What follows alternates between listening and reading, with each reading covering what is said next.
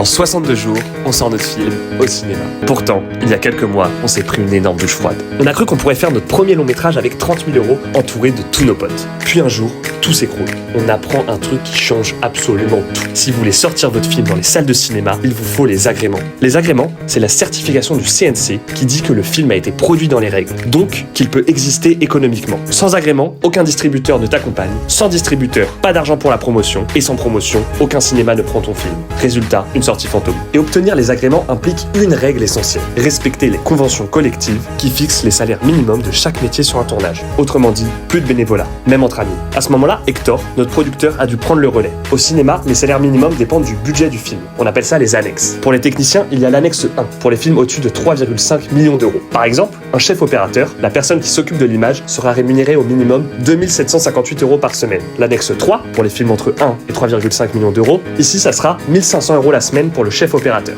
Et nous, on était hors annexe, c'est-à-dire en dessous d'1 million d'euros. Dans ce cadre-là, les techniciens, y compris nous, les réalisateurs, sont payés autour du SMIC journalier, donc 415 € la semaine pour un chef opérateur. C'est un vrai effort et un sacré engagement. Les comédiens, c'est différent. Hector a dû appeler tous les syndicats de producteurs avant de comprendre que le cachet minimum est le même quel que soit le budget de ton film. C'est 418 € par jour. C'est plus élevé que celui des techniciens, mais il faut comprendre une chose. Un comédien tourne beaucoup moins qu'un technicien. S'il tourne un film par an en tant que premier rôle, c'est déjà énorme, car ça fait seulement 20 à 30 jours de tournage. Et puis tous les castings et l'attente ne sont pas rémunérés. À ce moment-là, c'est clair. Notre plan à 30 000 € ne tient plus. Si on voulait faire ce film et le faire exister en salle, il fallait revoir nos ambitions à la hausse, trouver beaucoup plus de ressources et accepter que ce projet allait prendre une toute autre tournure. Et pourtant, c'est exactement là que le film a vraiment commencé. On raconte toutes les coulisses, étape par étape. Alors si tu veux vivre l'aventure de l'intérieur, abonne-toi.